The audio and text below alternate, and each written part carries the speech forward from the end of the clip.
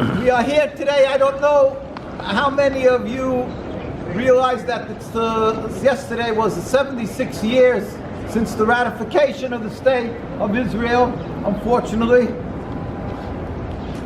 to our chagrin.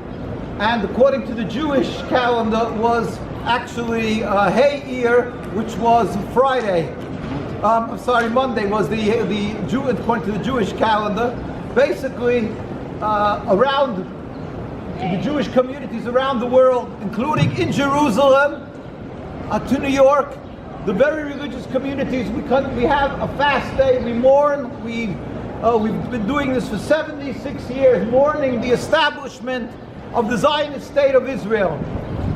And a lot of people are puzzled, they don't seem to understand what is happening. How come you find that the Zionists keep on insisting it's a Jewish state, and they get upset, and they felt affronted if you say that you're against them and you're anti-Semitic? What's happening? So I pray to the Almighty to bestow upon me His truth, His wisdom, and that I may convey His message and so sanctify His name and bring peace to the world. We'll try very concisely. You should just get an understanding, a comprehension in what is actually happening here. Judaism is a religion of 3,000 years to be subservient to God. We accepted the covenant, the Torah, on Mount Sinai 3,000 years ago, and it's the same exact Torah. We as religious Jews uphold the same exact commandments that we've gotten 3,000 years ago. Zionism is a base nationalism. Started around 140 years ago. It's a movement, a pure nationalist movement to have a piece of land. It was created by people who are not religious people that were somehow yearning to be close to God, to come back to God or something. I carry always along with me pictures of David Ben-Gurion reading the Declaration of Independence. Anybody can Google it in Independence Hall, and you can see, if you look at it, the reading of the Declaration of Independence, I say anybody can Google it, you'll see sitting at the dais a bunch of people without beards, not one of them covering their heads, it seems. Maybe somebody is, but you don't see the covering. Now Judaism, part of the laws of Judaism is that a male has to cover his head to show that we believe we have a God above us. And here they're establishing a Jewish state, which is a historic thing, a Jewish state. They didn't have for 2,000 years, a Jewish state. So in respect, or somehow to show the world, to profess, to make that statement, it's a Jewish state, you would think they would have some rabbis there to show they're making a Jewish state.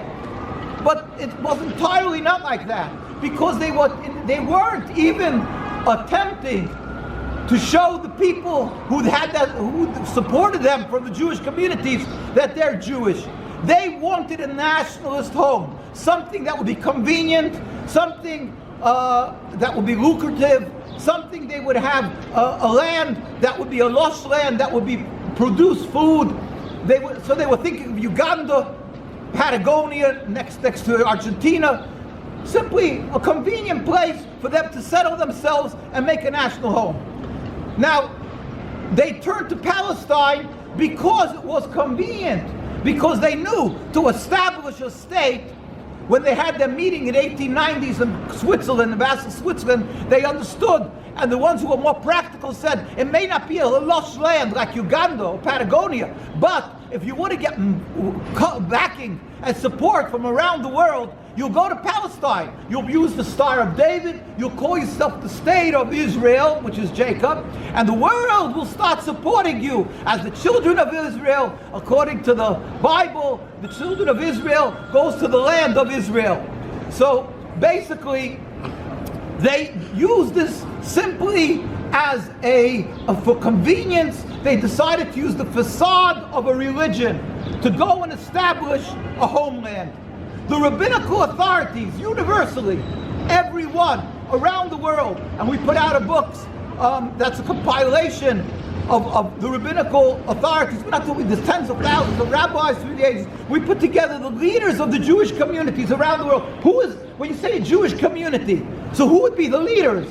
the rabbinical authorities, obviously. When you see a Muslim community, you think of the imams, the ayatollahs, the sheikhs. The Jews were the rabbis, their leaders. And they all, as one, opposed the creation of the state. They said Judaism is subservience to God, to keep the Torah. It's not to create a state. In fact, it's forbidden for Jews since 2,000 years ago, since the destruction of the temple. It's expressly forbidden for Jews to create 1 inch of a Jewish sovereignty, because we are in exile as a decree of God, and that is a given. That is the basics of Judaism, and every Jew says in his prayers, because of our sins we're in exile. That's the basics of Judaism. We believe God is compassionate. We believe God rules the world.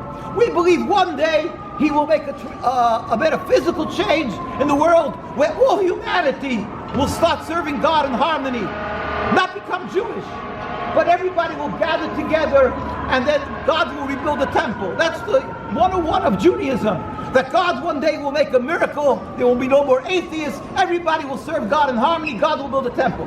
But till that day comes, Jews respect the laws of God, and we do not make a Jewish state, period. It's forbidden, and that is regardless. Irrelevant if people are living there. It doesn't matter that the land is a vast, empty desert. We still are forbidden to create the Jewish sovereignty. But it gets added to that, being that the Zionists turned to Palestine to create their state. Now they had a technical problem. That technicality that there were people living there, and they had, if they wanted to make a homeland, they had to do something with those people. And the people didn't want to leave their villages. They didn't want, we had over 500 Palestinian villages and towns and villages. They didn't want to leave. So the Zionists first started buying land. The Arabs sold the Jews the land. You know why the Arabs sold Jews land? Because we lived together. My colleague here is 8th generation Palestinian. They were God-fearing people. They lived together. Nobody was aspiring to create a state. They were simply living there to serve God. And they lived in the same courtyards, babysat each other's children. They lived in peace with a distinct different religion. It wasn't a problem. The Zionists came in the 1890s, 1900s, 1910s, and they started buying land, and the Arabs started selling them. But then they realized that these guys have an agenda. They want to create a state. So they said, no more. So the Zionists started terrorizing, as in Sabra Shaltila, and they started taking over the land. The rabbis, the community that was living there, pleaded with them, stop doing what you're doing. In fact, in 1947, the United Nations came, a delegation to look over the area and see what they could do with this problem of this unrest in Palestine and Jerusalem. And they decided they're going to allow the Zionists to have a homeland. So the chief rabbi of Palestine, Rabbi Dushinsky, the head of our Jewish community that was there for hundreds of years, pleaded with the United Nations, and it's in the United Nations documents. He said, we furthermore wish to express our definite opposition to a Jewish state in any part of Palestine. I don't think you can accuse these people of being anti-Semitic. It would be ridiculous, and nobody attempted. What they did was they simply ignored. They ignored these people, and the United Nations went and they created and they ratified a state 76 years ago against the will of the Muslim community, the Christian community, and the Jewish community. It's unbelievable. We say it's satanic because the United Nations was created that there should be a place where people could adjudicate their differences without killing each other. So in the 1940s, they made the United Nations. And one of the first things they did was create the worst creation that there will be fighting and unrest and hate. They created the state of Israel, meaning that they said, where there's a majority Muslims and the second largest community Christians, they said they could create a state of Israel, which means the minority will have the name over the land. What does that mean? Anybody with base logic, common sense, why would a national body, international body that wants to have peace, that's supposed to be wise men, make a state of Israel when the majority are Muslims. You're asking for trouble. You're asking that there should be unrest, that people will hate each other. Yet they created it. We say it's satanic. And today we are witnessing murder day in and day out of people in Gaza that has no justification. How could people be silent? Imagine a murderer runs into a schoolyard where there's 3,000 children there. Are you going to say, is there any country of the world says that you would drop a bomb to be able to kill this one guy and kill 3,000 children? Nobody would have permit that. And that's what we're witnessing day in and day out in Gaza. It's satanic, it defies logic. And when they accuse the people who oppose the occupation and it opposes what's happening to the people in Gaza, the terrible slaughter, and they say it's anti-Semitic, and it's a whole discussion, a debate. It is an insult to common sense, to common logic that every human being has, and yet it's being played on, and the political leaders are supporting this. It's an insult to us.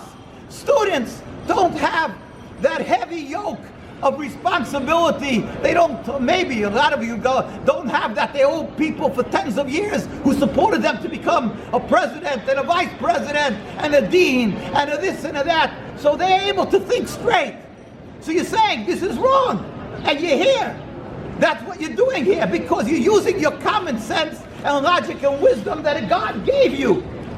And the deans and the presidents who cultivated themselves and used their time in college to eventually become leaders of the universities, they should be the beacon of light. They should be leading you in demonstrating and opposing this occupation. Unfortunately, they're saddled with responsibilities, with favors that they owe, and therefore they can't use their logic, common sense, and what God give us, what is considered humanity, human rights, we call godliness. It's clear. When they use the name Judaism, just as illogical as it is killing people and slaughtering people in Gaza, the same illogical to use the name Judaism. Judaism is clear. We're not allowed to have a state. We're not allowed to kill or steal. We're to show gratitude for people who did us favors. When Jews were being murdered for hundreds of years in Europe, it was the Arab and Muslim countries that took us in, and we flourished amongst them. It was the Ottoman Empire that took us in Jerusalem, and we flourished. We didn't have human rights groups to protect us, and we flourished. We put out our greatest rabbis. They lived in Aden, they lived in Yemen, they lived in Tunisia, Morocco, Egypt, Lebanon, Jerusalem, Al-Quds, anywhere. They lived and flourished. Why? Because the difference of religion is not an impediment to coexistence. And it's not anti-Semitism when people get up and say, "Excuse me, don't take my home away." That is clear. And the ones who keep on yelling anti-Semitism, they're insulting base common sense that God gave us. And the ones who are parroting them and standing or colluding with them, they're insulting themselves by doing that. It is anti-Semitic to support the state of Israel. The state of Israel, since its inception, has caused rivers of blood. They've murdered Palestinians. They're murdering Jews who for 75 years have been demonstrating in the streets of Jerusalem. We never carry guns. We never carry knives. It's hard for them to call us terrorists. But they don't have to say anything. They just murder us. They just arrest us. You can see, in Columbia University, they sprayed them with that chemicals, and it was a scandal. They do this constantly with impunity to the Jews of Jerusalem to shut them up, that they should be reluctant to go out on the streets because their clothes get ruined. They brutally beat old men, young children. They arrest boys and girls because they refuse to serve in what they call IDF. Of course, everything is psychological warfare. Like they say anti-Semitism, they yell anti-Semitism. So they call themselves IDF. Which army is Defense Force? What kind of crazy name is that? You have an army. Say you have an army. But they're the Defense Force. It's just another psychological warfare. Like they use the Jewish name. Like they use the Star of David. Like they use the name Israel. They are an affront to Judaism. They are an affront to God. They are not Jewish. They are satanic. And what they're doing is all wrong and unacceptable. And what you guys are doing, giving of yourselves, giving of your time, is to be lauded and what is right.